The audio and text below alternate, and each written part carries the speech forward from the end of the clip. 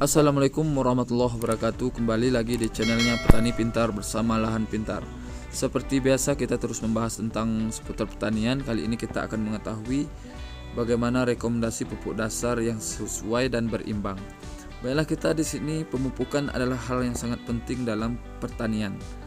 Merupakan faktor kunci untuk keberhasilan pada tanaman yang akan kita tanami, kentang, cabai maupun tomat dan lain sebagainya.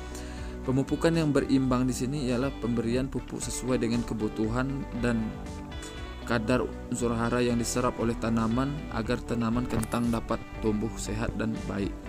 Yaitu dengan pemberian pupuk berimbang ini, maka tanaman dapat mendapatkan unsur hara yang cukup sehingga dapat berproduksi tinggi serta mendapatkan hasil yang maksimal, juga tidak menyebabkan keracunan apabila pupuk terlalu berlebih. Serta bagaimana pemberian pupuk tersebut, mari kita simak hanya di channelnya Lahan Pintar. Dan di sini mari kita mulai bahas untuk penanaman dengan menggunakan mulsa atau tanpa mulsa. Untuk pemberian kandang di sini ialah 15 sampai 20 ton per hektar. Untuk kandang organik kita menggunakan 2 sampai 22,5 ton per hektar. Kemudian dengan pupuk yang pertama yaitu urea 200 sampai 250 kg per hektar, SP 36 400 sampai 600 kg per hektar, KCL 250 sampai 300 kg per hektar. Atau kita bisa menggunakan tetap dengan yang sama, kandang organik dengan dosis yang sama atau dengan kadar yang sama. Kita menggunakan NPK 16-16 750 kg per hektar, kemudian kita menggunakan SP36 sebanyak 100 sampai 150 kg per hektar, kemudian KCL 30 sampai 50 kg per hektar. Dan cara yang ketiga yaitu dengan pemberian NPK 16-16 atau unik, kemudian kita menggunakan grower, kemudian kita menggunakan SP36, kemudian KCL. Itu cara yang ketiga. Dengan tetap memberikan pupuk kandang sebanyak 15 sampai 20 ton per hektar, kemudian organik 2 sampai 2,5 ton per hektar. Kita memberikan NPK 400 kg per hektar, kemudian grower 350 kg per hektar, kemudian 100 sampai 150 kg per hektar yaitu SP36, serta KCL 20 sampai 30 kg per hektar.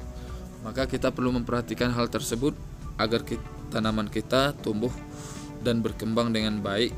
Apabila kelebihan pemberian pupuk, maka itu bisa menyebabkan kelumpuhan atau keracunan pada tanaman, sehingga tanaman kita tidak dapat berproduksi tinggi, tidak dapat memaksimalkan hasil, justru akan merusak bagian tanaman atau tanah yang kita garap atau yang kita lakukan penanaman kentang.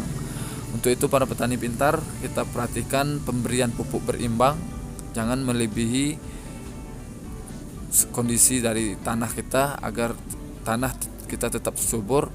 Karena apabila pemberian pupuk dasar atau pupuk kimia terlalu berlebih, maka otomatis pH dari tanah kita akan turun dan sehingga menyebabkan susahnya pertumbuhan dari tanaman kentang atau tanaman yang lainnya. Maka jika pH kita normal dan pupuk yang kita berikan berimbang, maka tanaman kita atau kentang kita dapat tumbuh sehat serta mendapatkan hasil yang maksimal sesuai yang video yang kita lakukan pada Lahan Pintar kita ini. Dan kita jangan lupa terus bantu kita dengan subscribe dan bunyikan lonceng notifikasinya agar channel ini terus berkembang dan bermanfaat untuk kita semuanya.